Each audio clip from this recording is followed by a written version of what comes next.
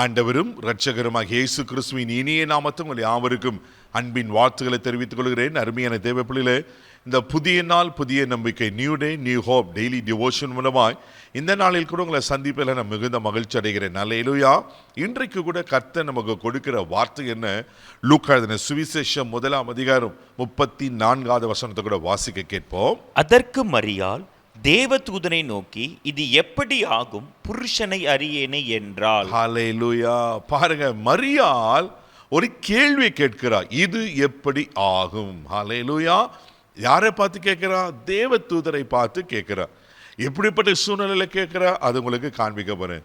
தெய்வ பிள்ளைகளே, ஒருவேளை உங்களுடைய வாழ்க்கையில கூட இதே கேள்வியோடு நீங்க இருக்கலாம். இது எப்படி பிரதர் ஆகும்? ஏன் படிப்பு குறைவு, ஏன் குடும்ப அந்தஸ்து குறைவு, ஏன் இருக்கிற நிலைமை இப்படிப்பட்ட நிலைமை, ஏன் வாழ்க்கையில் இப்படிப்பட்ட ஒரு பொசிஷன் கிடைக்குமா, இப்படிப்பட்ட உயர்வு கிடைக்குமா, அல்லது நான் எதிர்பார்க்குற இந்த கோர்ஸ் கிடைக்குமா, இந்த இன்ஸ்டிடியூஷனில் கிடைக்குமா, என் பிள்ளை இவ்வளோ மார்க் வாங்குவானா அப்படின்னு சொல்லி பல விதமான கேள்விகளோடு நீங்கள் இது எப்படி ஆகும்னு கலங்கி கொண்டு இருக்கீங்களா?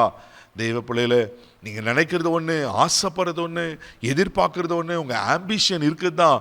ஆனால் அது முடியுமா, அது வாய்க்குமா, அதுக்கு சான்ஸ் இல்லையே, ஏன் கெப்பாசிட்டி எனக்கு தெரியுமே அப்படின்னு சொல்லி கலங்கி நிற்பீங்கன்னா, தெய்வ பிள்ளைகளே பயப்படாதீங்க. மரியாள் வாழ்க்கையில் நடந்தவங்களுக்கு காண்பிக்கிறேன். லூக்கா எழுதின சுவிசேஷம் 1:31 கூட நம்ம வாசிக்க கேட்போம்.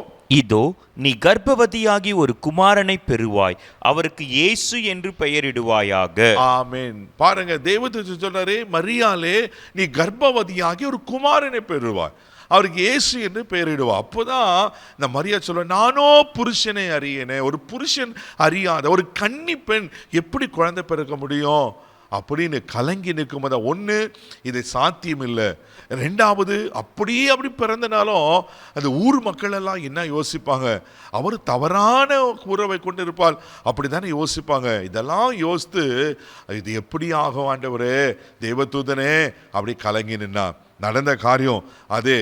லூக்கா எழுதின சுவிசேஷம் 1:30 கூட வாசிக்க கேட்போம். தேவதூதன் அவளை நோக்கி, மரியாளே பயப்படாதே, நீ தேவனிடத்தில் கிருபை பெற்றாய். ஹல்லேலூயா. இதுதாங்க சீக்ரெட். மரியாள் நீ பயப்படாத, நீ தேவனிடத்தில் கிருபை பெற்றாய் அப்படின்னு சொல்லி அதே லூக்கா 1:35 தேவதூதன் அழகாய் சொல்லுவார். வாசிக்க கேட்போம். தேவதூதன் அவளுக்கு பிரதியுத்தரமாக, பரிசுத்த ஆவி உன்மேல் வரும், உன்னதமானவருடைய பலன் உன்மேல் நிழலிடும், ஆதலால் உன்னிடத்தில் பிறக்கும் பரிசுத்தம் உள்ளது தேவனுடைய குமாரன் எனப்படும். அல்லேலூயா.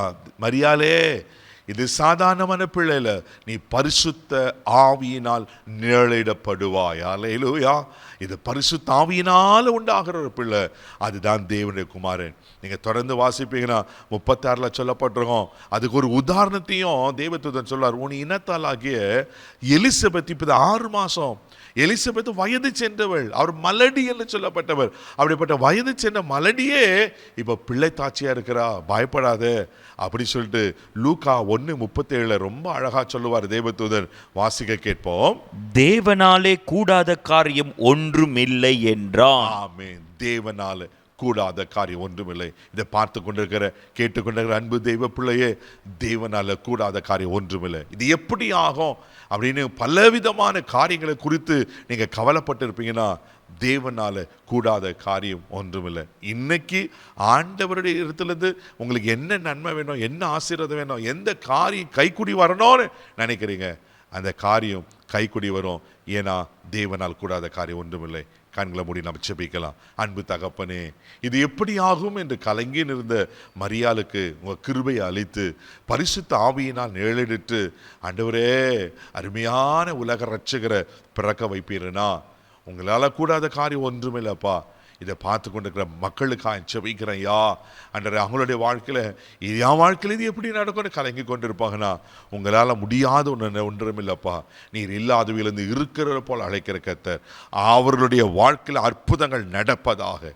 இன்றைக்கு ஆண்டவரை உங்கள் வல்லமையை வெளிப்படுத்துங்க, அதிசயங்களை காணப்படும். உம்மால கூடாத காரியம் ஒன்றுமில்லையப்பா. இவளை ஆசீர்வதியும். இந்த நாள் முழுதும் கரம் எடுத்து நடத்தும். கிருபைக்கு ஒப்புக் கொடுக்கிற இயேசுவின் மூலம் ஜெபம் பிதாவே, ஆமென். தேவனால எல்லாம் கூடும். தைரியமா போங்க. God bless you.